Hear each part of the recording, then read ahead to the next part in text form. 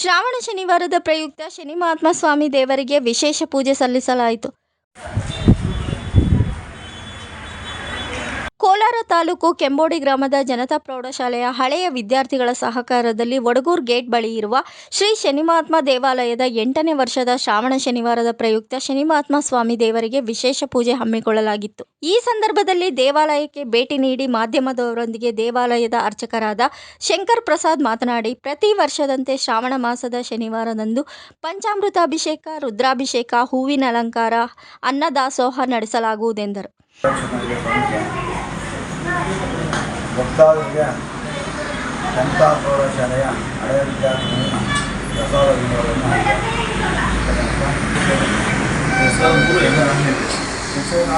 ವಿದ್ಯಾರ್ಥಿಗಳು ಕಾರ್ಯಕ್ರಮಗಳೇ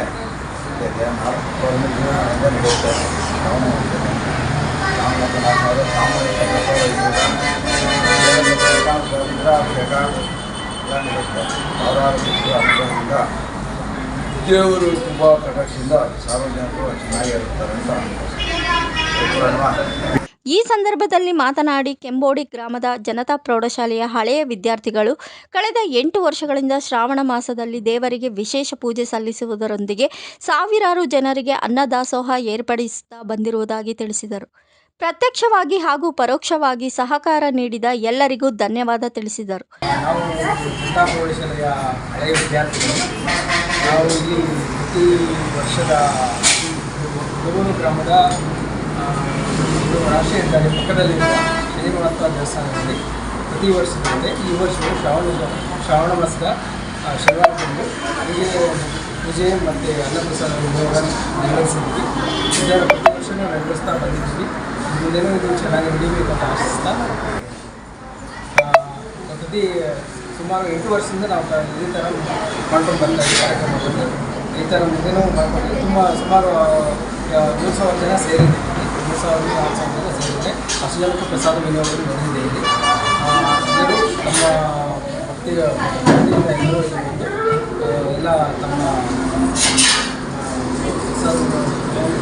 ಎಲ್ಲ ಸರಿ ಯಾರ್ಯಾರು ಆಗೋದು ನಮ್ಮ ಕಾರ್ಯಕ್ರಮಕ್ಕೆ ನಮ್ಮ ಶಿಕ್ಷಕರು, ನಮ್ಮ ಹಳೆಯ ವಿದ್ಯಾರ್ಥಿಗಳಿಂದ ಎಲ್ಲ ಮಕ್ಕಳು ಸೇರಿ ಇಲ್ಲಿ ಎಲ್ಲ ಥರದ ಕಾರ್ಯಕ್ರಮಗಳನ್ನು ಇನ್ವಾಲ್ವ್ ಆಗಿ ಎಲ್ಲನೂ ಸುಸೂತ್ರವಾಗಿ ನಡೆಸಿಕೊಂಡು ಬರ್ತಾ ಇದ್ದೀವಿ.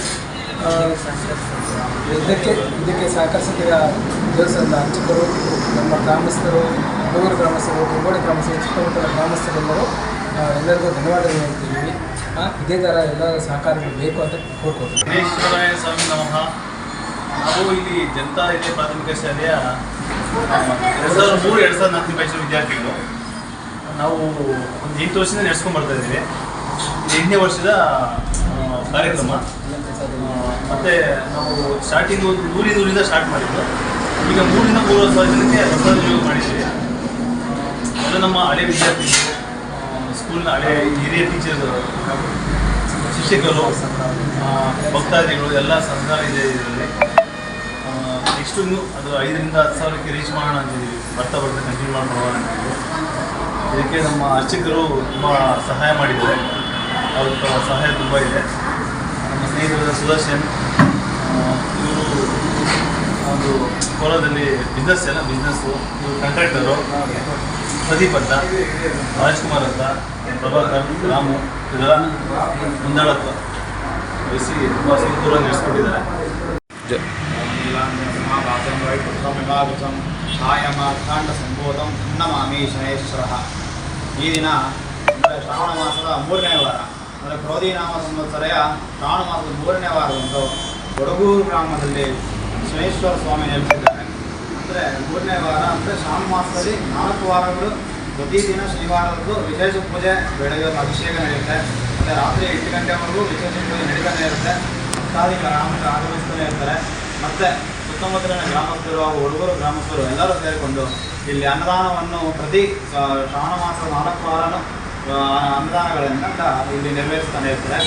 ಭಕ್ತಾದಿಗಳು ಮುಂದಿನ ಶನಿವಾರ ಎಲ್ಲರೂ ಭಕ್ತಾದಿಗಳು ಬಂದು ಶ್ರೀ ಶನೇಶ್ವರ ಸ್ವಾಮಿಯ ಆಶೀರ್ವಾದ ಪಡೆಯಬೇಕೆಂದು ವಿನಂತಿಸುತ್ತೇನೆ. ಪ್ರಸ್ತುತ 5,000 ಜನ ಭಕ್ತರಿಗೆ ಅನ್ನಪ್ರಸಾದ ನೀಡುತ್ತಾ ಮುಂದಿನ ದಿನಗಳಲ್ಲಿ 10,000 ಭಕ್ತರಿಗೆ ಅನ್ನಪ್ರಸಾದ ನೀಡಬೇಕೆಂದು ಮನವಿ ಮಾಡಿದರು.